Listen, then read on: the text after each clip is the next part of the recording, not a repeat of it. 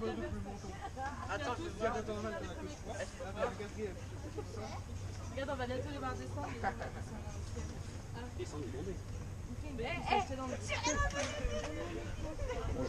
Sauf que moi, j'ai un boulot, les amis. Vous racontez la grande aventure du Futuroscope en 5 minutes. Histoire que vous ne sortiez pas d'ici sans avoir au moins appris quelque chose. Et pas de protestation, hein, sinon je bloque la gyrotour en haut. Ça s'est déjà passé une fois. Les visiteurs du Futuroscope de Poitiers ont eu une grosse frayeur hier après-midi quand 80 personnes sont restées bloquées dans une nacelle. Les pompiers ont intervenu pour les évacuer. Ah ouais, ça doit dater. L'opération a pris plusieurs heures. Tout le monde est sorti indemne. Ah, tiens, ça rigole moins maintenant. Hein. Bon, allez, pas de panique, je suis plutôt de bonne humeur aujourd'hui, ça devrait bien se passer. Allez, hop là, on s'envoie en l'air, et on ouvre grand les yeux. Musique, maestro. Pas mal cette fille, n'est-ce pas? Ma grand-mère me disait toujours, si on arrête les trondes, c'est pour permettre à la pensée de changer de direction. Et ici, c'est comme tout seul. Regardez-moi ce parc avec tous ces hôtels. Quand on pense qu'ici, il y a 30 ans, il n'y a rien. Une grande plaine balayée par les vents. Autant dire que les vacanciers qui passaient sur l'autoroute filaient vers les plages sans s'arrêter. Vacances en Vienne, vacances sereines, vacances ailleurs, vacances meilleures. C'était un peu ça. Sauf qu'un jour, tout a changé. Dans les années 80, René Monory décide de prendre le destin de son département en main. Il imagine un gros coup pour relancer sa terre natale. Un parc d'attractions axé sur les technologies du futur. Le Futuroscope. Et oui, l'homme est plutôt du genre à regarder l'avenir quand d'autres viennent tout juste de comprendre le présent. En 1985, décollage vers le Japon avec toute son équipe. Direction l'Expo universelle de Tsukuba. Et là, c'est la révélation. Ils découvrent des images géantes à couper le souffle. Ils comprennent que le futur, c'est les technologies de l'image. Du coup, plutôt que des sushis, ils préfèrent ramener du pays du soleil levant un écran de 600 mètres carrés avec un système pour projeter un film de 30 mètres de haut. Et pour abriter ça, le Kinemax sort de terre. Le pavillon en forme de cristal, à côté du lac. Le premier parc d'attractions en France est né.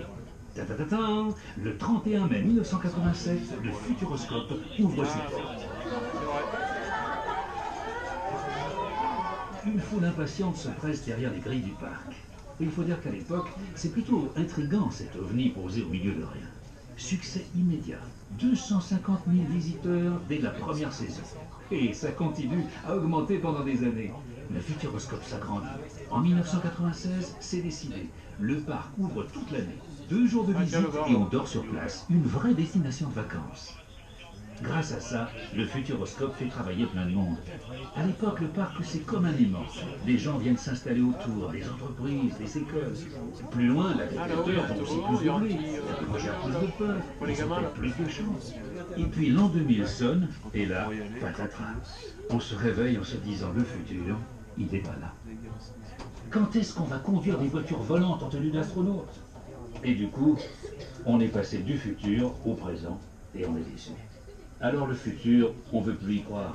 On préfère aller visiter des châteaux pour savoir d'où on vient, plutôt que de savoir où on va. Et le Futuroscope en souffre un peu. Action-réaction.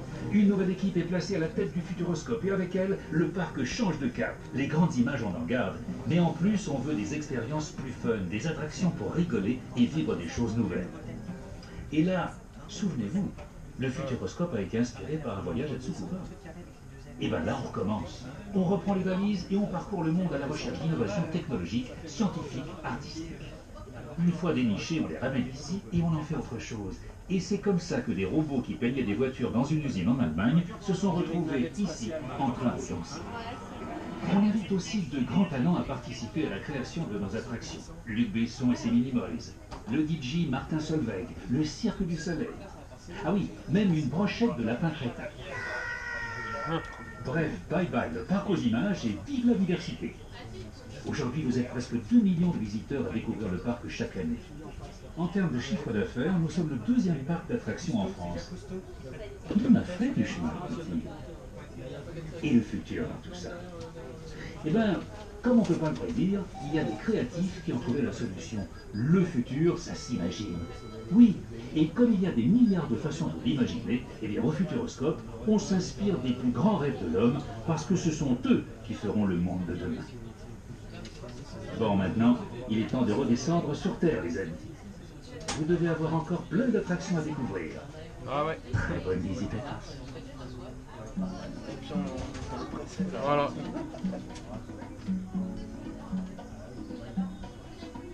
Voilà.